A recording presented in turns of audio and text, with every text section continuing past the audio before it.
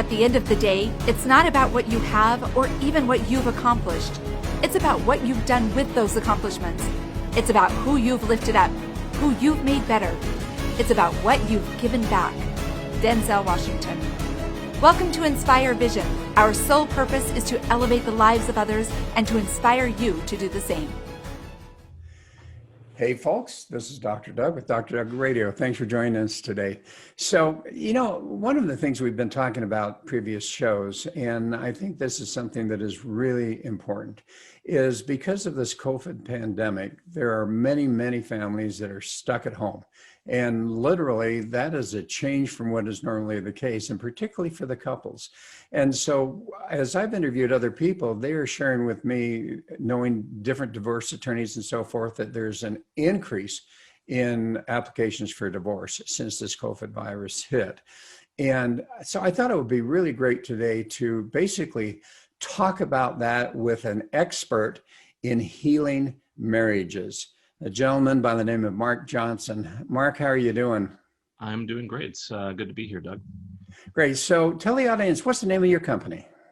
Our company is High Thrive Coaching. Okay. And what do you do exactly?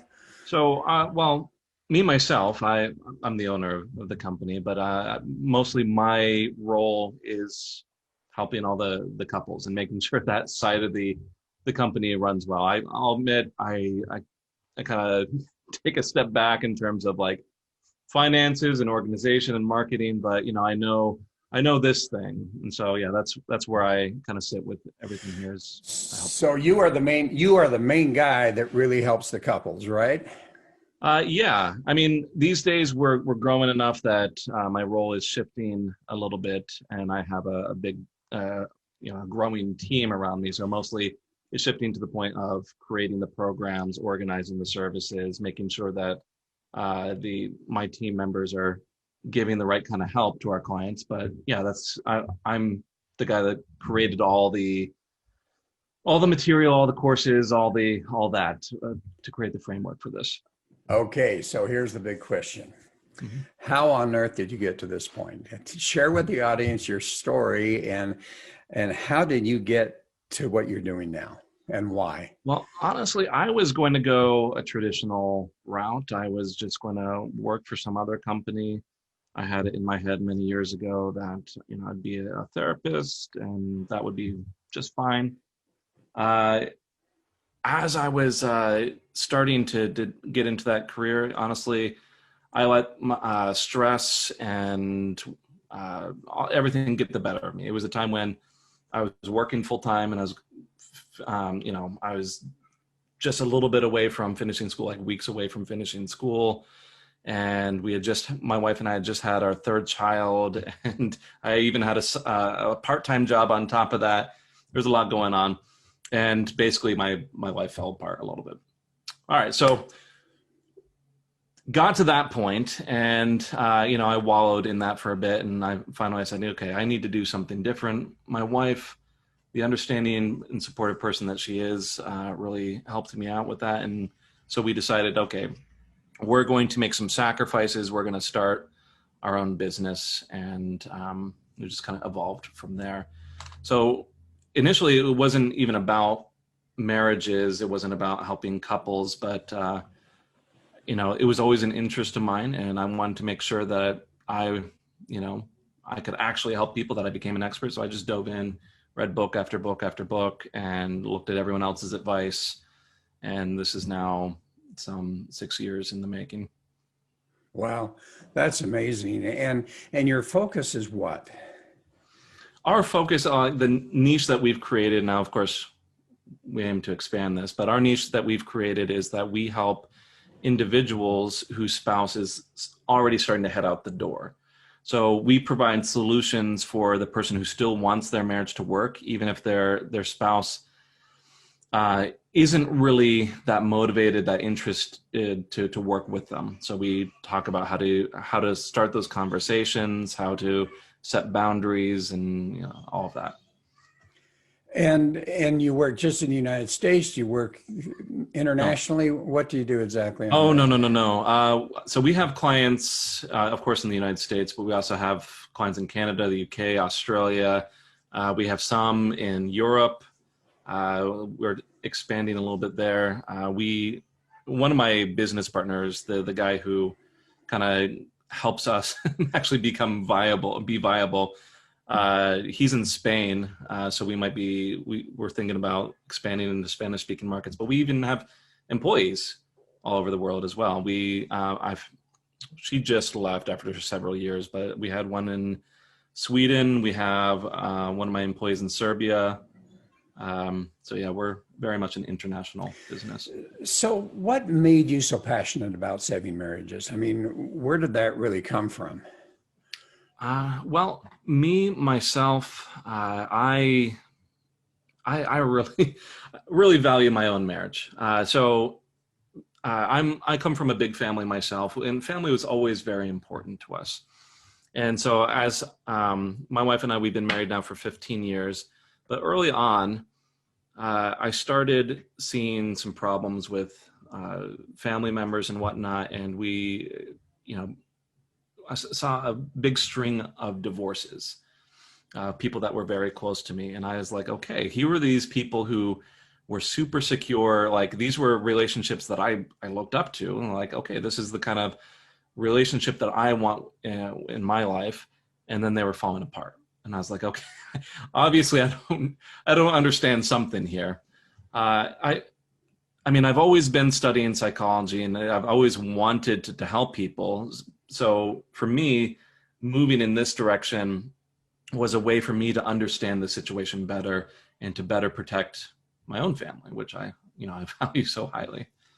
Yeah. And so, you know, I take it that you do something a little bit different than traditional therapy. And as you mentioned, you've studied psychology and so forth. It's interesting to me as I've personally experienced it as well as know others who have experienced it. When they go in to get some counseling for their relationship, for their marriage, oftentimes it's just talking. And oftentimes, literally, sometimes you can kind of see that therapist kind of side with one side or the other.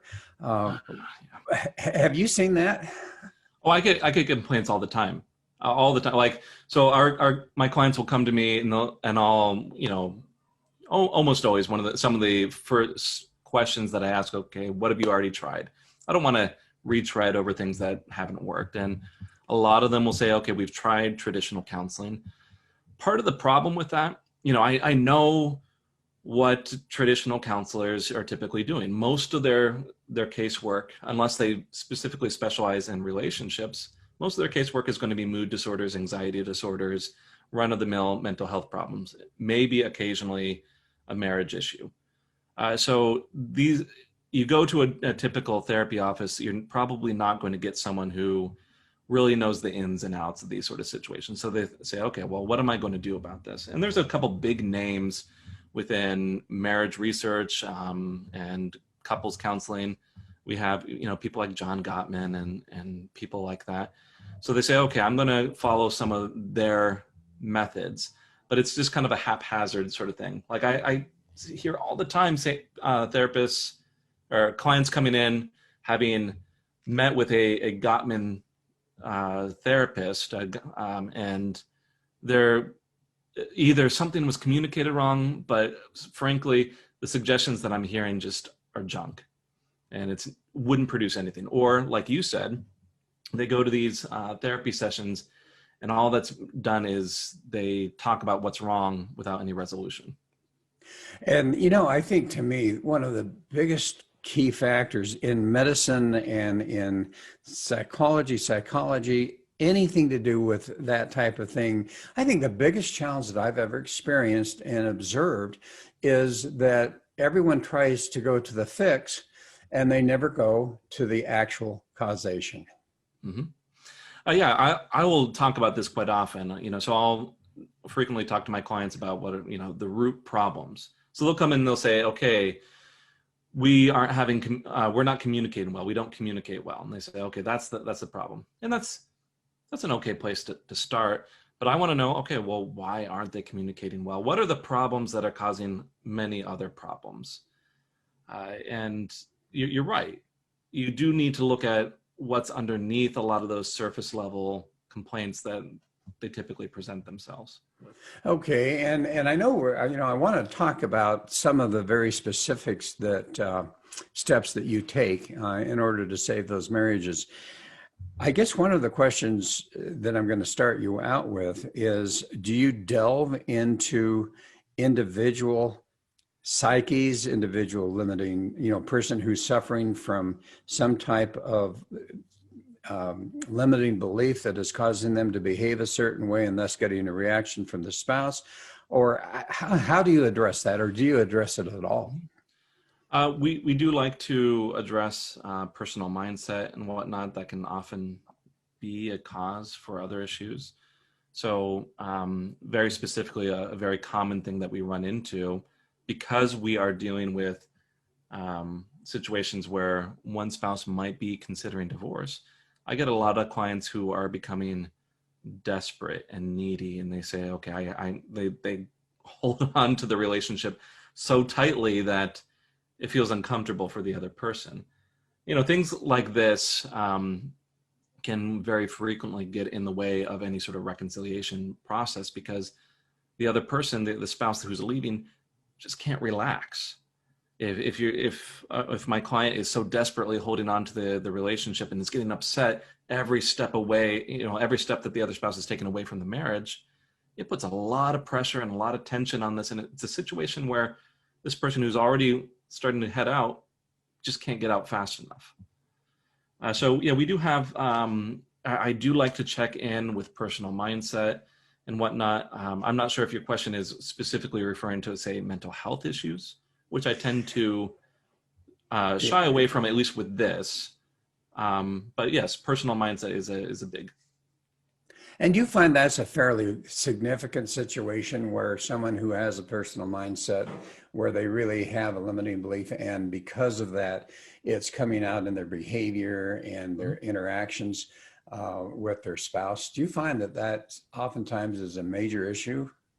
Well, yeah, my educational background, and I still like this theoretical background, it is much more in cognitive behavioral therapy, and the kind of the big principle there, like the thing that it basically all the exercises and all the building blocks build off of, is just this idea of what's called the cognitive triangle, that your thoughts and your feelings and your behavior are all linked. So if you are thinking lots of desperate, needy thoughts, it's going to demonstrate in your behavior. And you're going, even if you are not actively saying, hey, I absolutely have to have you in the marriage, their spouse is going to pick up on those feelings, and it's just going to come out.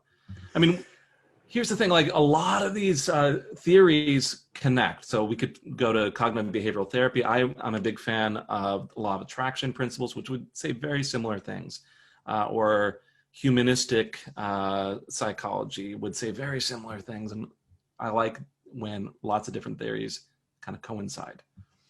Okay, so I am hoping that some couples are listening, or at least one member of a couple situation is listening, and I want them to get some really good ideas from you. So have you noticed, just as a question first, have you noticed that because of this pandemic, have you seen things rise a little bit, like some of my other interviews have suggested, as far as challenges in marriages? Absolutely. I want you to think about it. Like, I imagine you've probably experienced this. I think everyone has days when maybe you've gotten a little bit less sleep, or you haven't eaten right, or work has been a little bit more stressful. Well, what happens is people tend to lean into their negative quirks a little bit more. This pandemic pretty universally has increased stress on just about everyone. And just like not eating right, or not sleeping well, or having more stress at work, increasing stress in other places is going to intensify a lot of our negative quirks. It's just what people do. And so, well, what happens? You're around your family a lot more. You're quite a bit more stressed. It's going to create more problems. So I guess here's the question. I'm sure there are different phases. I mean, you've got those that are now at home and they're suddenly faced with this very dilemma that you're talking about. You've got some that have been at home for a while and are starting to struggle with those quirks of the other person and maybe Mhm. themselves. And then you keep going on to the point where they're now starting to consider divorce. What Mhm. are some of the key elements and steps that you teach that you think can help individuals in each one of those phases? But let's start with phase one, where they're just together. They really haven't started to experience the challenges yet, but they're going to. What are some of the things that you would suggest to them that can help them to minimize the amount of uh, interpersonal challenges that they might otherwise experience? This is very much about prevention at this point. And in terms of relationships, I think a big factor in prevention is the we could describe this in different ways, the narrative or the story or the beliefs that you hold about your partner. So in this case, uh, an important factor here is, do I view my spouse positively? Do I actually enjoy being around them? Do I really look forward to spending time with them? This is these questions are important, because if you start saying, well, no, I'm not always really excited to be around them, I'm not always enjoying my time with them, this is starting, should be some red flags, some warning signs, in the way that you might start to get around this before it becomes a big problem. I, I'm a big fan of, things like, you could attack this with, say, affirmations, just being more aware of the positive traits about your spouse. You could actually increase the amount of positive interactions that you have. But like I said, it all comes down to like these beliefs, the story, this view, and you need some way to adjust that. So whether you are doing more positive things, whether you are vocalizing more positive things about each other, or whether you are actively doing, trying to work on more positive feelings, there's that cognitive triangle again.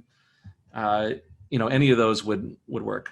I could be more specific. I could get into exercises and whatnot if you'd like. I'm not sure where you want to Well, go. let's see where our time goes on that. But it's interesting. I mean, as you shared right from, in the beginning, where you saw family members that were very close to you, in this wonderful relationship and marriage, and all of a sudden you started to see these divorces occur.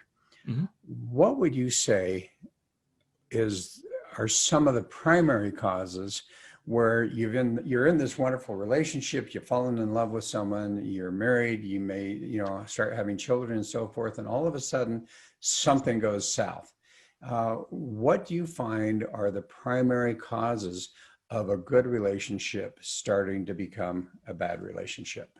Well, it's a very predictable course, these sort of things. I mean, if you look at the numbers in terms of life satisfaction or happiness, there's a very clear, uh, the graph is very clear.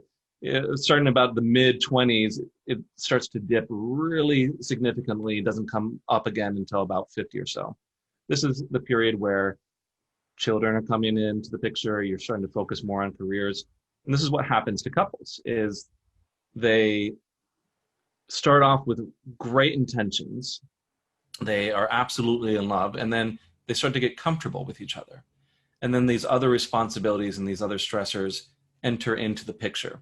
And they say, okay, I can focus on these other things. These things, my kid is crying. I mean, obviously this is a big emergency, or I need to stay late for work because I need to climb the ladder. And ultimately the priority for your relationship starts dropping. Well, as that happens, it becomes a little bit less motivating for each of you to put in effort, because you're not getting as much out of the relationship, and it just tends to spiral from there.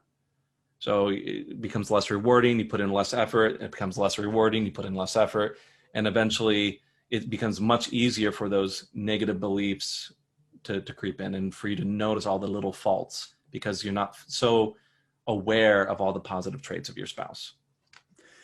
how do you prevent that? I mean, what are the steps? And yes, this is, I guess, where we get into some exercises, but how can a couple prevent that from occurring? And what are some of the exercises that you suggest for them? Yeah. So very specific example. My wife and I were in that sort of position a number of years ago. Like I was saying, here's a point where my stress was through the roof with full-time education and job and a second job. And we have 5 kids now, but this was, 3 kids in at that point. And we were snapping at each other. We weren't happy with each other. I finally sat down with my wife and we had a discussion, like saying, why aren't you, we were putting the blame on the other person. Right. Why aren't you loving me so much? And we were both surprised that we both felt like that. One of the things that we started doing is we both felt like we were putting in a lot of effort into our relationship. It just wasn't being recognized. One of the things that I tend to teach my clients when things are starting to go a little bit better is a principle I call home messages. It's basically affirmations for other people. And I always connect them with actions. So whenever my wife or I were trying to express care or love, we would always make sure that message was very clear, because we weren't recognizing the other person's efforts. So I would say, hey, honey, I am specifically taking care of the kids this morning because I want you to be able to sleep, because I care for you. And I would make that message very, very clear. So this is, one way to prevent this is either to increase the kind of those loving actions or make the communication more clear. And I want to interrupt you there for a minute, because what I find, and I've observed, and I really love this whole idea of communication, I've taught it for years, is that oftentimes I might say to you, whatever, 1, 2, 3, 4, 5, and as you're listening, whatever's been going on in your life, in your mind, you're hearing 6, 7, 8, 9, 10. And so your reality is that I said the 6 through 10, and my reality is I said the 1 through 5. Do you see that happen fairly often? Oh, this is exactly what I'm talking about. This is like I said, like I might be communicating "I love you" to my wife Jen, and she thinks I'm saying something else, or vice versa. And what tends to happen is these little slights don't get discussed at all. And so if we had let that keep going, my wife would have kept saying, Mark doesn't love me. He doesn't care enough for me. He's not doing anything for me. And every time that she was expecting this but didn't see it, that idea would get reinforced over and over and over again. And eventually to the point where she just says, he's never going to change. He just simply doesn't love me, or whatever it happens to be. So how do you make sure that what is said is truly understood and they're able to give back to you what you actually said? How do you teach people to do that?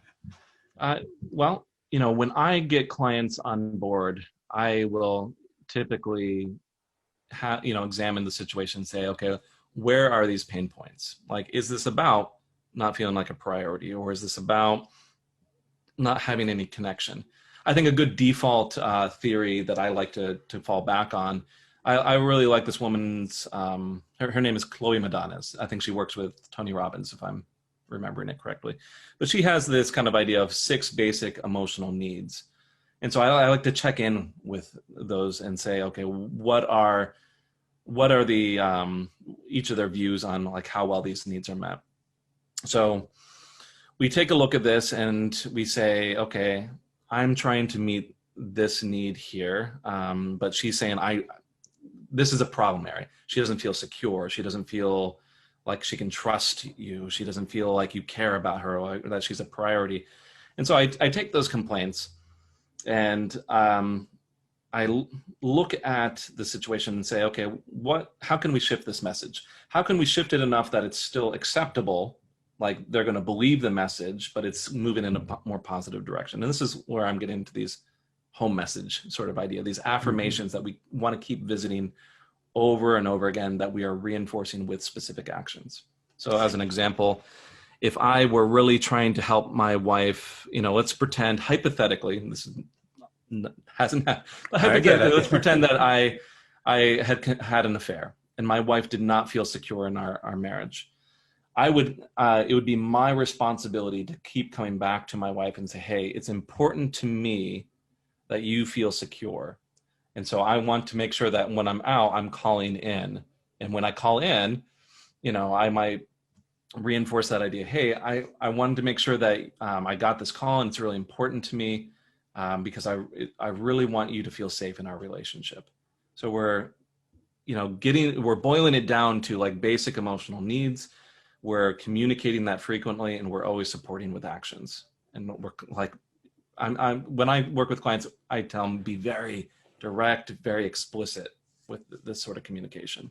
Do you suggest to them that if the husband's speaking to the wife or the wife speaking to the husband, do you suggest that they actually ask for some feedback to make sure that what they're actually saying is being understood that way? It depends on the situation. I typically, I think more directness, more openness is generally a better direction, simply because oftentimes the whole problem is there were complaints and concerns that just kept getting pushed down and swept under the rug. So, to avoid that, if the couple is in a situation where they can give that feedback in a productive manner, then absolutely. I have a lot of couples who get to a good point. They're working together. Both the husband and the wife want the marriage to work.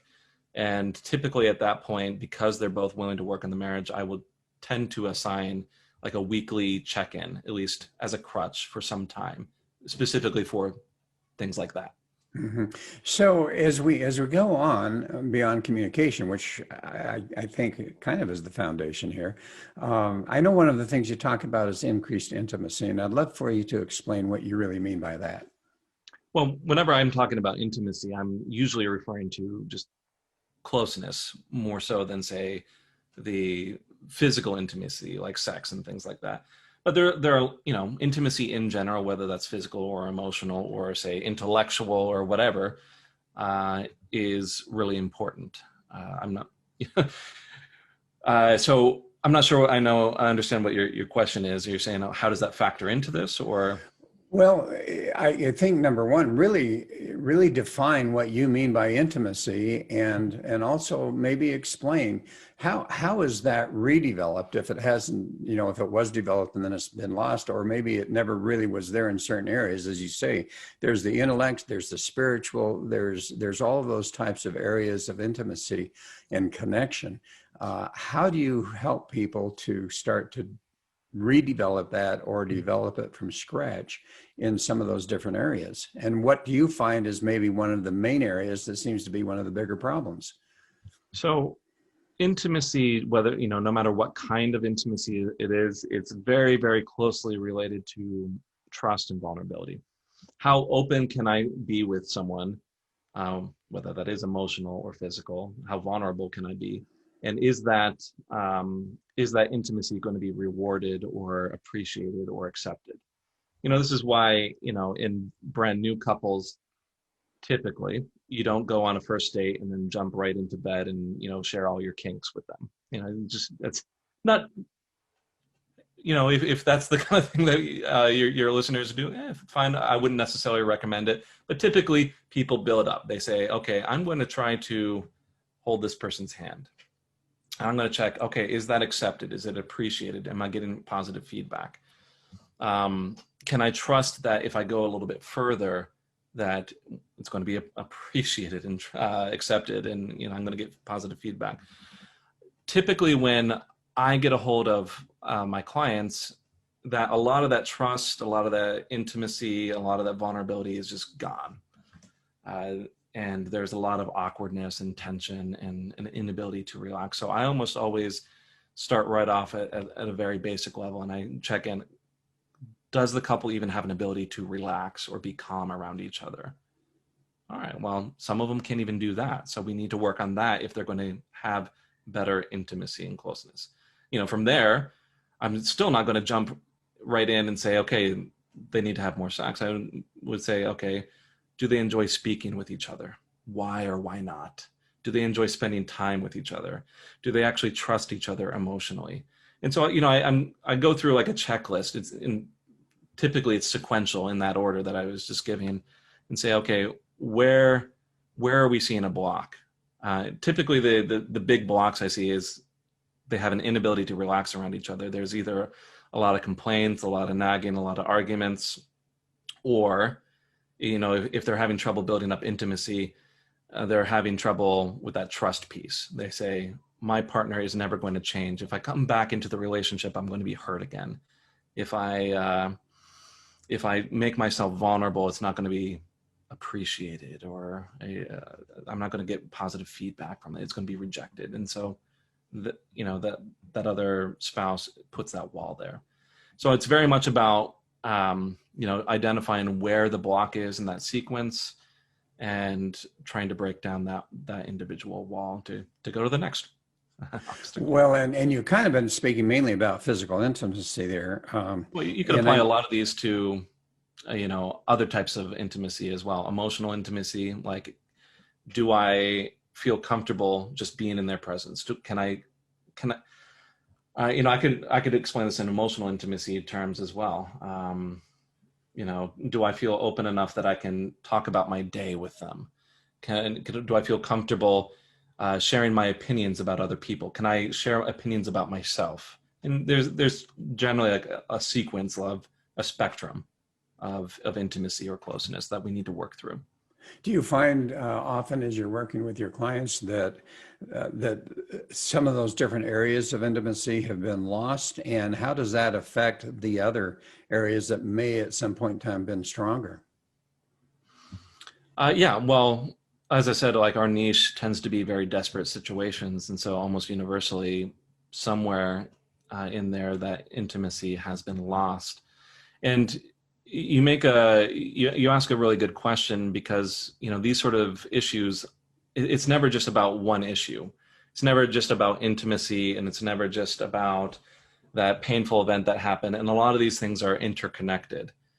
So if I start working on intimacy, something else might come up, such as big arguments, frequent arguments, or not feeling like a priority in the other person's life, or communication problems.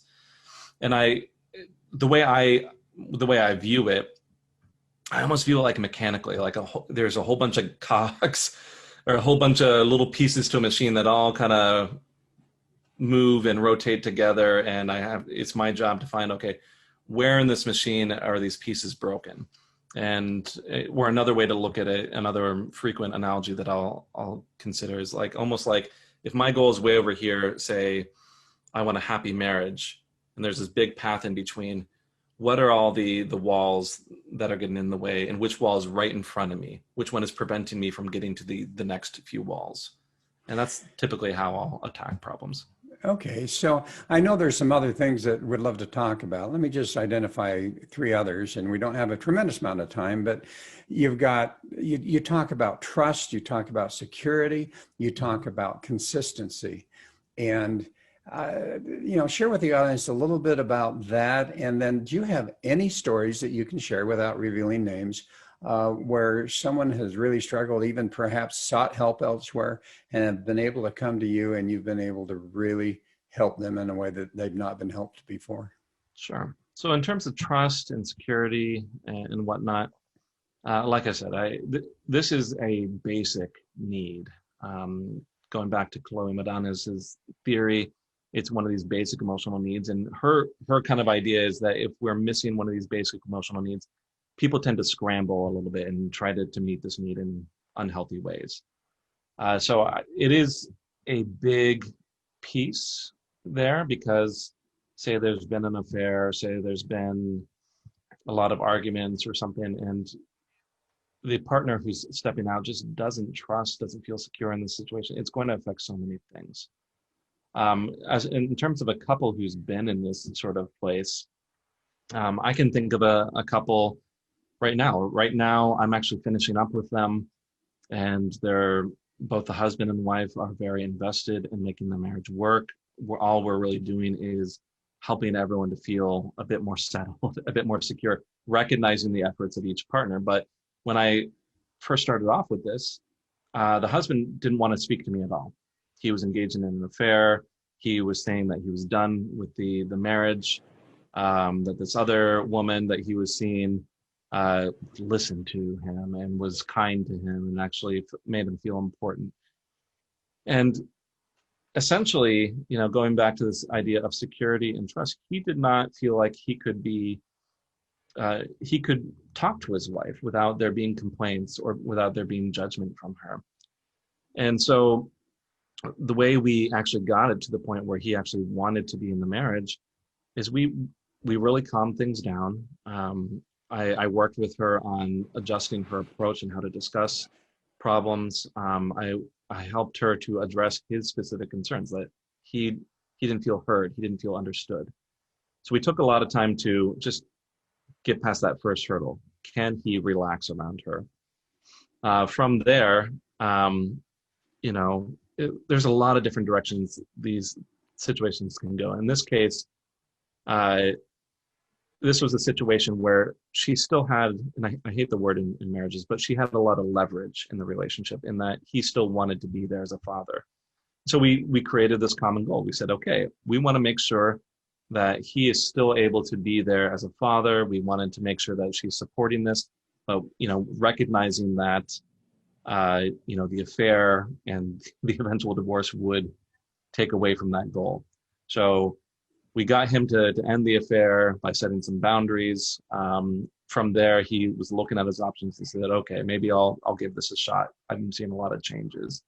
And we just kept going from there. Like I said, right now, we're just settling things up and making sure everyone feels more secure, but they're getting out on dates.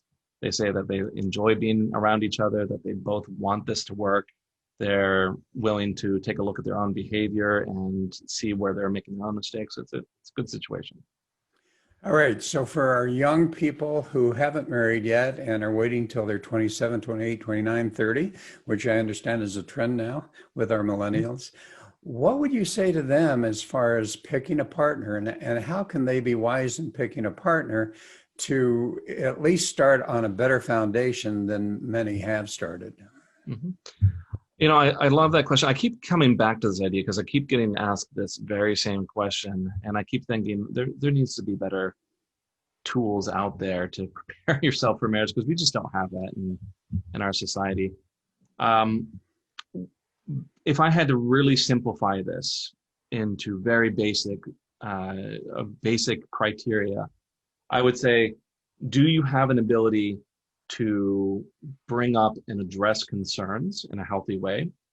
So if there are problems, do you actually have a way to talk about it and have that resolved?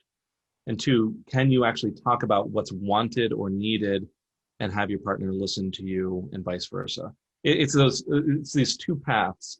If you got that going, if you got some good skills to talk about hard issues and resolve them and work as a team, you're in a good position. If you can say, hey, I want something more, and it's not seen as an attack or something bad to ask for that, and you're able to have an adult conversation about that, you're honestly 10 steps ahead of most other people. Well, and I think you hit on something really interesting, because as I've worked with marketing with some clients, one of the things that I actually use, the commonality words, are wanting and needing. What are their wants and what are their needs? And so often I think we interpret and kind of create in our own mind what the other person needs, but we never communicate sufficiently to find out what is it that they really want. Oh yeah, we could go so much more in depth in terms of criteria for this, but really what I would be looking for is exactly what you're saying, is can you actually talk about this and not just assume, not just take a guess, my wife needs flowers, my wife wants a box of chocolates because she's sad. And those are just really, honestly, very juvenile fixes for big problems that a lot of people tend to lean on. And they don't actually have the conversation, what's actually wrong. They don't actually resolve it. But yeah, you're right. They need an ability to go into that in depth. So as we close the show today, what would be the message that you would want to share with all of our couples that are either beginning a relationship or are in a relationship and starting to feel kind of that it's starting to diminish? I would say, universally what everyone needs is an ability to just look past a lot of the discomfort and being much more open about your feelings. and just be a lot more direct while taking into consideration the other person's feelings. I think a lot of these problems would be resolved so much easier if people had an ability to be very open about how they feel, what they want, what they need. And we're able to just have I keep using the word adult conversation about this and strip away all the insecurity. Like, if my partner is coming to me with this, does this mean that I'm a terrible person? Take away all that, have an adult conversation about how you feel. And a lot of this could be resolved. Well, thank you, Mark. And for the people that are listening that would love to get more information from you or get a hold of you, how do they do that? We have a couple ways. I think the best way, if you're really needing help, is just to simply go to our website, www.highthrivecoaching.com. There is an option there to get a free consultation if you're just wanting to check out, see if this is good for you. Another way to check us out, we are on YouTube. You can look up High Thrive Coaching. We also have a Facebook group. Now, the Facebook group is private. You have to apply to get in because of the nature of the problem, but it's just called The Thriving Marriage. Either on YouTube or Facebook, I have weekly podcasts talking about everything from affairs to building trust, building intimacy. It's a way to kind of get an idea of how I work and what my message is. Well, Mark, thank you so much for being on the show. I really appreciate it. I know that when I was first contacted, it's like, wow, this could be such an important message, particularly right now with what's going on. So really appreciate you being on the show today. It's a pleasure. Thank you, Doc. Okay. Take care. And folks, thanks for listening today. Hope this has been helpful and hope you enjoy it. And we look forward to having you join us again soon.